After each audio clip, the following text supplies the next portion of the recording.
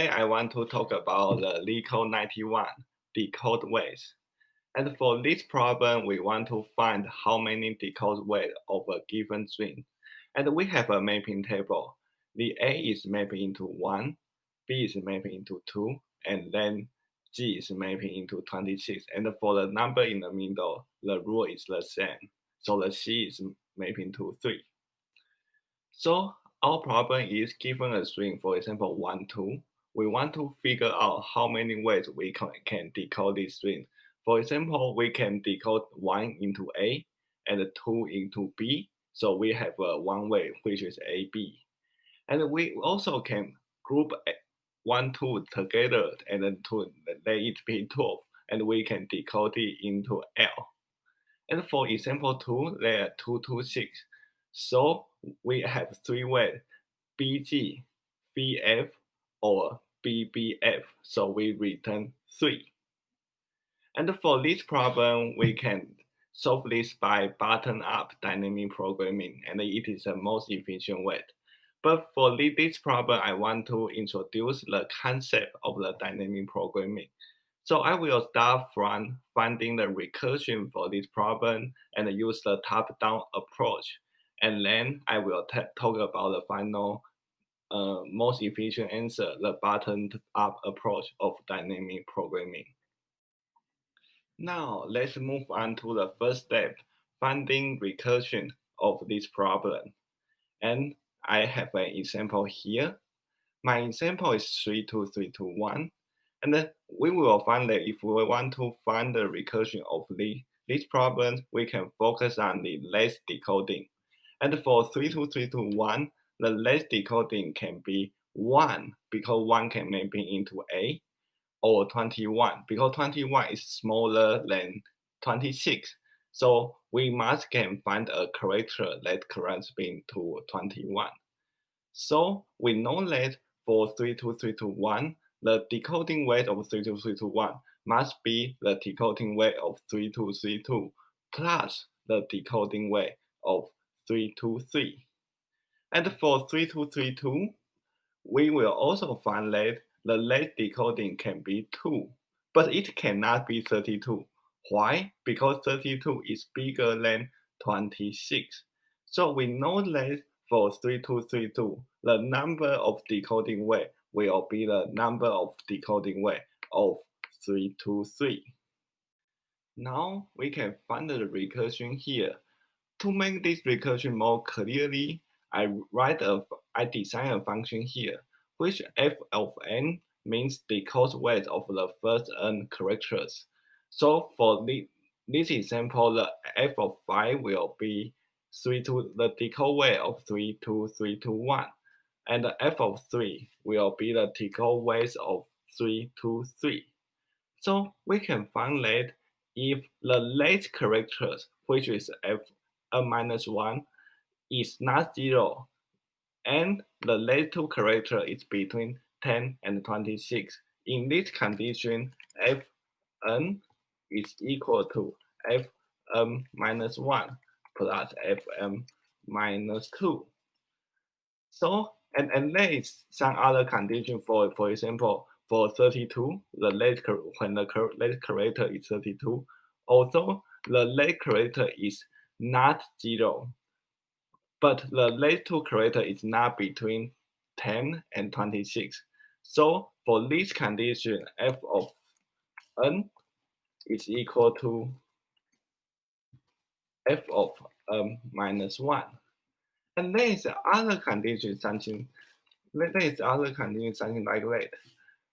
If the late character is 10, for the late character it is 0, so we cannot f of minus 1 here, but it satisfies the second condition. The late two character is between the 10 and 26. So for this case, f of n is equal to fn minus 2. And the boundary condition will be the empty string, because for the empty string there is only one decode way, which is the empty string. So for the f of 0, the value will be 1. And There is also other condition. For example, for the character 0, it will be the 0 decode ways. So for the other condition, fn is equal to 0. So I write it here. I organize all of the recursion and write it here. And I give it a snapshot. So if we can write the recursion, we must can implement the program. So now we implement how this algorithm. And I implement it here. There is a helper. The helper is the f here. I use the helper to write the recursion. If the n is equal to 0, which means it is an empty string, so there is only one decode way. And I use the NS variable to accumulate the value. If it certifies the first condition, which is the latest character is not equal to 0, I just add f of n minus 1. If it meets the second condition, which means the late character is between 10 and 26, I add the f of n minus 2. Then I return the answer. And for this function, what I want is the f of n. So I write the help of length of s here. So after this recursion, we can get our final answer.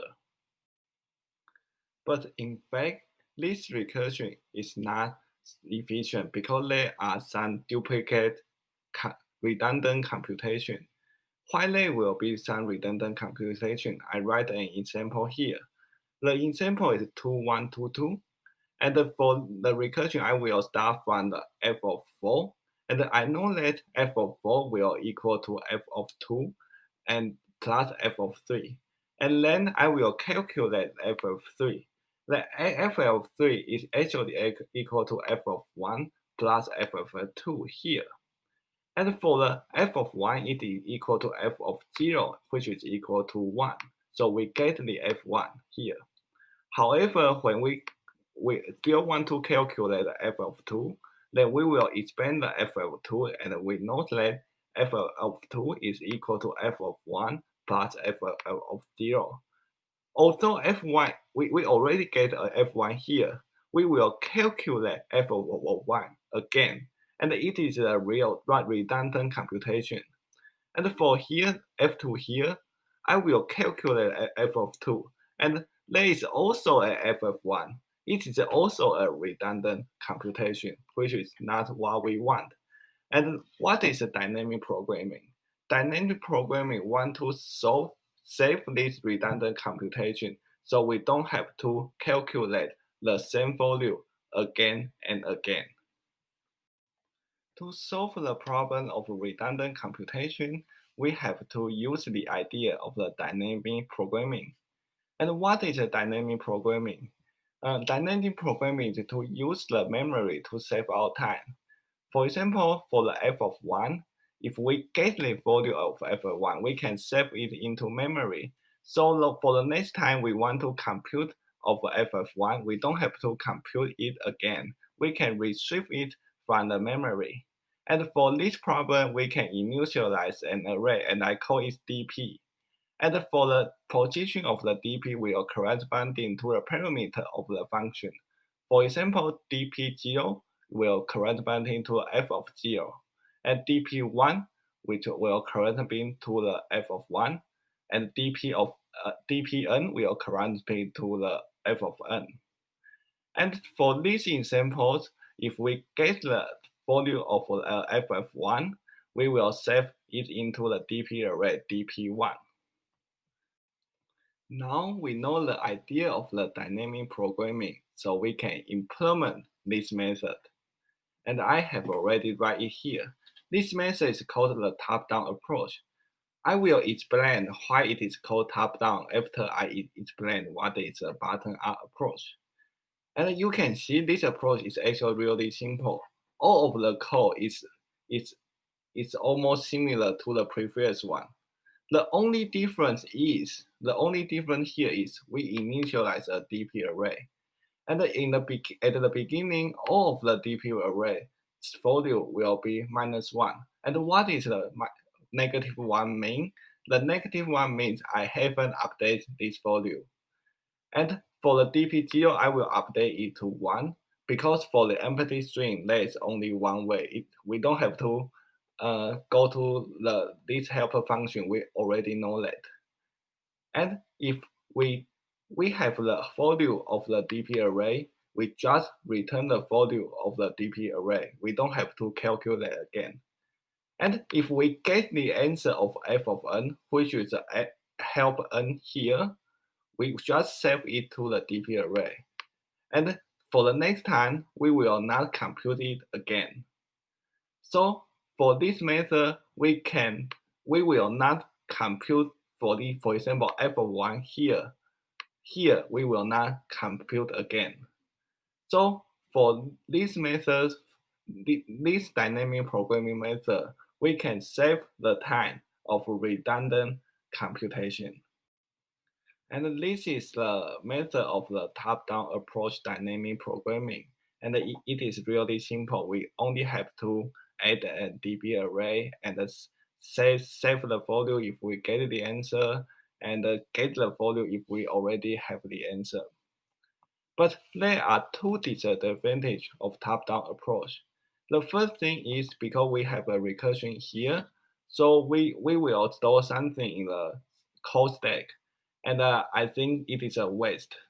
And the second thing is, for these problems, for the O of f of n, it will be related only, it will have relation with the f of n minus 1 and f of n minus 2. So we don't have to store all of the value here. We only have to store the previous one and the previous of the previous one. So the memory here is a waste. And to overcome these two disadvantages, we have to use bottom-up approach of the dynamic programming. And what is a bottom-up approach? Instead of get the f of n recursively, we can build the f of n from the 0 to n. And what do I mean? For this example, 2, 1, 1, 2, because f of 0 is something that we know, so we know that it is equal to 1. And if we have the value of f of 0, we know that f of 1 is equal to f of 0, which is 1. So we know that f of 1 is equal to 1. And for f of 2, we know that it will be f of 0 plus f of 1. So because we already have these two values, so we will update the f of 2 to 2. And for f of 3, we know that it is equal to f of 1 plus f of 2. So, but we already have the value here. So we know that it is 1 plus 2, that is equal to 3. And for the f of 3, we know that it will equal to f of 2 plus f of 3, which is equal to 2 plus 3 is equal to 5, because we already have f of 2 here and f of 3 here. And so you can see that for bottom-up approach, we solve the problem from the easiest one. And because for these problems, for all of the function of n, it only related to f of n minus 1 and f of n minus 2. So the value we have to store is these two values. So we only have to store a constant memory. Compared to the top-down approach, we have to store big O n memory. This approach is much efficient. And now we know the idea of the bottom-up approach dynamic programming, we can implement this approach. And I have already implemented it here. And the key idea is we have to store the f of 0 and f of 1 first, so we can calculate for f of 2, f of 3, f of 4, and so on. And for f of 0, it must be 1. But for the f of 1, it will be 1 if the first character is not equal to 0. If the first character is equal to 0, then the f of 1 will be 0. And because my for loop starts from the f of 2, I have to return the value of f of 1 when I enter the non-decoding function. And now I want to accumulate the curve value. Curve value is equal to the ANS value here. I use curve because I want to make a difference from the previous one and previous two, and I will update the curve according to the rules of the recursion. I write it before, and I will accumulate the curve, and then after I accumulate the curve, it will be the answer. Then I will update the previous two to the previous one, and update the previous one to the curve, so I can continue the for loop. So after the for loop, the previous one will be my answer. And for this approach, we only have to spend big O n complexity. And because we only store big O1 and big O2, so I only use big O1 memory, which is much efficient than the top-down approach. Now you will see that for the bottom-up approach, we start from the f of 0 and build up to the f of n. And compared to the top-down approach, we solve the f of n recursively from top to the bottom. So this dynamic programming method is called the top-down, and this method is called the bottom-up. So why I introduce the top-down approach while the bottom-up approach is much efficient? Because for the most dynamic programming problem, it will be harder to come up with a bottom-up approach solution. For this problem, because this problem is easier, so we can think of the bottom-up approach very easily. But for some problem, it is hard to come up with a bottom-up approach solution. So if we face a dynamic programming method, we can think of the recursion first. If you can come up with a recursion solution, you must can come up with the top-down approach. So at least you will have a solution. And then if you want to improve the solution, you can use a bottom-up approach. I think it is the best way to solve the dynamic programming problem. And I also want to tell you some tips in Python. For this top-down approach, I save it in the DP array. But if you write in Python, Python have a decorator called LRU cache. It will cache the value of the region function that have been called. For example, if you have called f of help n-1 or help n-2 recently, it will store the value. And if you give it none, it will save the value as much as possible. So if you write it in this way, it actually equal to write it in this way, but it is much simpler. If you in Python, you can use the LRU cache to achieve the cause of the dynamic programming, top-down approach dynamic programming. But the time complexity of this one is equal to this one. If you want to improve that, you still have to use the bottom-up approach. And then the summary, I think if you face a dynamic programming problem, you can use the top-down approach first, and then you can come up with the bottom-up approach. And today's video is to teach you some tips about the dynamic programming, and I hope you like it. Thank you, and have a nice day.